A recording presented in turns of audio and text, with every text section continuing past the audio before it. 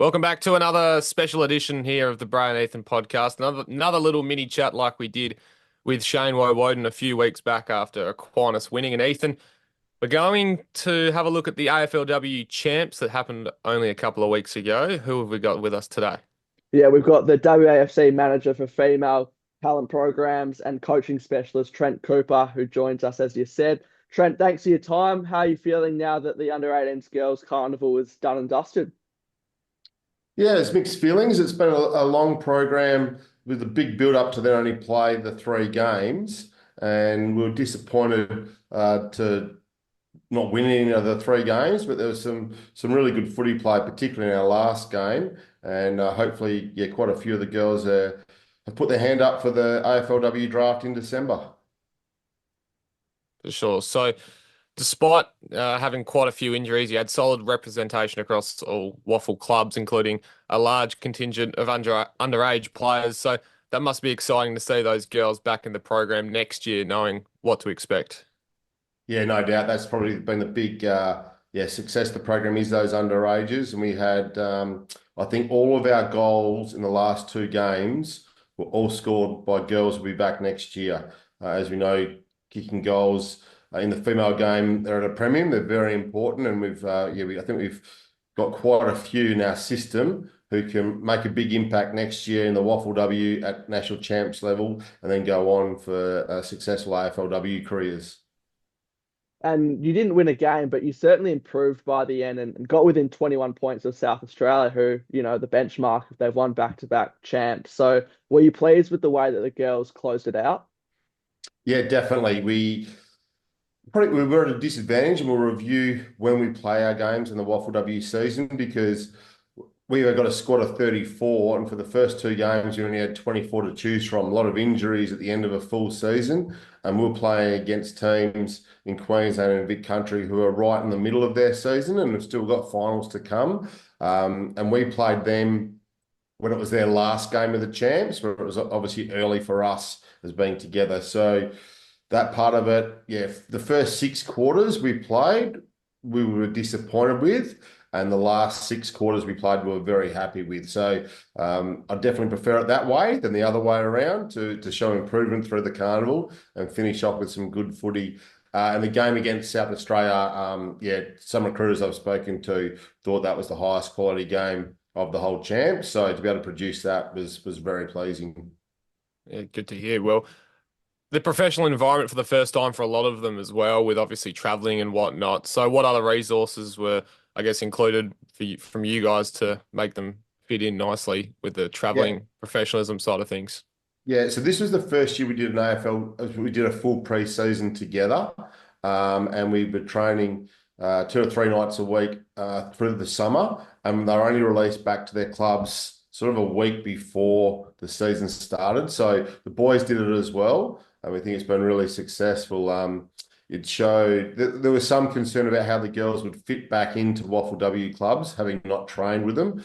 But if you look at the Dara medal, which is the equivalent of the Sandover, 7 out of the top 10 players were actually underage. So they obviously could step back into that competition fairly well and played some really good footy. So we think that was a big success. Probably the only problem with that pre-season, it was so far away from when we were actually playing our national champs games. But that was very pleasing.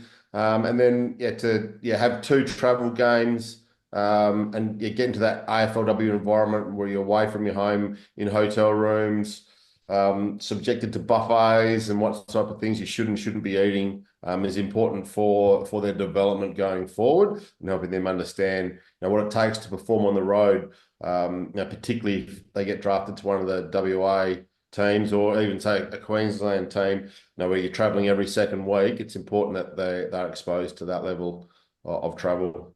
For sure. And in terms of names, who are some of the girls that you think really pushed their names forward from a draft point of view, from the start of the carnival, maybe not being as on the radar compared to now?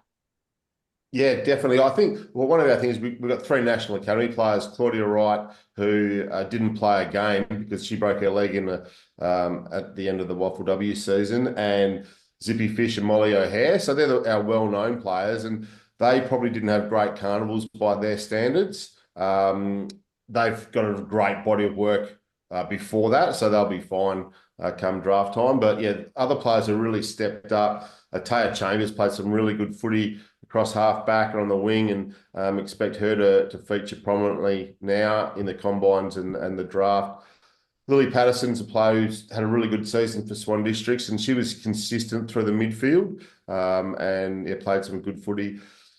Tash Entwistle is another one who's been really consistent in East Fremantle for a couple of years, and her work down back, she's one of the most courageous and competitive players, which I think a lot of AFLW clubs really need on their list. She played well. And Noah McNaughton, I think she's definitely draftable more as a small forward, but she played a fair bit through the midfield just to get her in the game, and she showed enough of what she can do. And then probably the one who's sort of come from nowhere is Sabella Banks, girl from she's from Bustleton, and I think she played on 3 players who could probably go top 15 in the draft. So she always got really big assignments down back, and she did a great job. And yeah, her work on Ash Centra, who's many touting as a likely #1 pick in the second half against Vic Country, she kept her to 4 disposals and no score involvement. So just her competitive's been pleasing. And the other one who's really come on is Kate Newson. She had the most hit-outs over the carnival.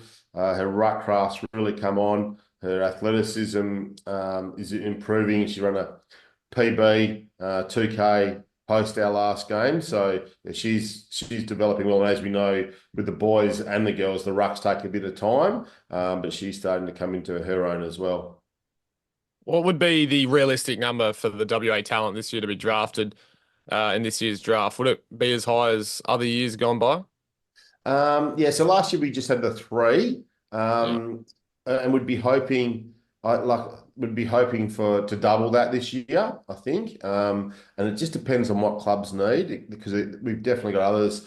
Tiani Teagle played really well key defence. If a club's looking for a key defender, then she's right in the mix as well. So, and a lot will still, even though it's a national draft, a lot will depend on how many players at the draft that West Coast and Fremantle need. Because the thing at the top end, clubs will take the best talent, but towards later on in the draft, I think they'll still prefer to go local. It's a big move across the state, across the country for a lot of these players. So I think West Coast and Fremantle would prefer to go local later on in the draft. So it's going to be really interesting. It probably depends on how their seasons go and what they decide to do with their lists at the end of the year for how many girls from WA do end up getting drafted. Well, the combine is really the only formality left. It's a long wait for these girls. So what happens now? Do you sort of have exit meetings, etc., with them, as the program wraps up? Yeah, we're really popular because we had an exit 2K for them to do, just to really to see where next year's lot are at and to help provide programs for them in the off season. And for this year's lot, when the combine invites come in, we work out what we need to do. Yeah, so we'll run a combine familiarisation program. We'll give them probably a week and a half off because we do the combines the same time as the boys. And yeah, they'll get into Chewett, do a bit of the sprint training and the agility tests and jumps just to get familiar with that, as well as some endurance stuff to work on their 2K. So it'll just be a couple of days a week. And then, yeah, for the girls, the draft's not till December. And then those that do get picked up, it's actually a long wait from then as well until the actual next season. So yeah, it's very different for the boys. But at the moment, it's just that fine balance between giving them the rest that they need, but also ticking over for those that do get invited to the combine. Yeah. Well, how have the skills/development improved in your time in the female space from when you started this role or even back at your Freo AFLW days? Because someone from the outside who sees a bit of junior footy, you can tell that the game is improving so much as the years go on. Yeah, no, the skills I was saying, we were disappointed, obviously, to lose. You're never happy when you lose. And then I went and watched the replay of the South Australia game, and some of the highlights that I could cut together of our footy. It was, yeah, some really good play. And at the under 18 level now, the quality of play is better than when I started coaching Freo in 2019. I think the improvement's been that rapid. So yeah, I know what the drills were like back then, and the coaching. It was like coaching sort of junior boys. Don't kick across goals unless it's really safe or that type of thing back then. Whereas now it's like, yeah, hit those 45s, get it moving, get it to the outside, and everyone in your team can kick, mark, and hand pass really well. And then obviously the opposite side is starting to come into the game as well. So the improvement in the skills it's been exponential, and that'll continue as more young girls pick up the footy from a young age. And you obviously have a keen eye on the AFLW as well. You know, a couple of girls like Kate and Sir Hoy and Georgie Cleaver. What do you think they can do? Do you reckon they can come in and sort of have an immediate impact, and even, you know, girls previous to that? Yeah, I think Caitlin definitely will at GWS. I think her run and carry and her long kicking, I think should be very important for them. So looking forward to seeing her play very early in the season. Georgie's, I know, has had a little bit of netball on as well, so I'm not sure she's had the ideal build up to get a game in round one, but she's a player who is really competitive, and I think she's the type of player that West Coast need when she can get some continuity in her training. And actually, the one I'm really looking forward to is Ella Slocum, who sort of was a bit of a draft bolter last year, come from nowhere, but worked really hard at her game. And she's gone to North Melbourne, which is obviously not an easy team to break into. But I think she's got that X factor with her speed that North Melbourne probably need to round off their list. So I'm really hoping that she debuts early on in the season, because I think she can be quite an important player in a side that's actually pushing for a premiership. So that will be good to see. Lastly, AFLW does kick off this weekend. Do you have a prediction in mind for season number 9? Yeah, I think they've got a few injuries at the moment. I probably won't even tip them this week, but I still think North Melbourne are going to be very hard to beat. They've got, I think, all bases covered when they're fully fit. They've got good depth, really strong midfield. They've got the marking targets up forward and a really solid back line. So I think if they can improve their conversion in front of goal, they can be the team that can sort of bounce back after losing last year's grand final. And the one that everyone's written off is Melbourne, and I definitely don't think they should be. They went out in straight sets last year. They probably looked the dominant side for most of the year. They went out in straight sets, but they've made a lot of changes. I think they've made 9 changes to their list, but don't underestimate that. You bring in good young players in AFLW, and I think they can make a difference straight away. So I think that everyone's expecting them to fall down, but I think they can be right up there. Well, Trent, we appreciate you giving us some insight into the female talent space. Congratulations on all the work you've been doing, and we look forward to keeping a close eye moving forward. No worries. Thanks a lot, Brian Nathan.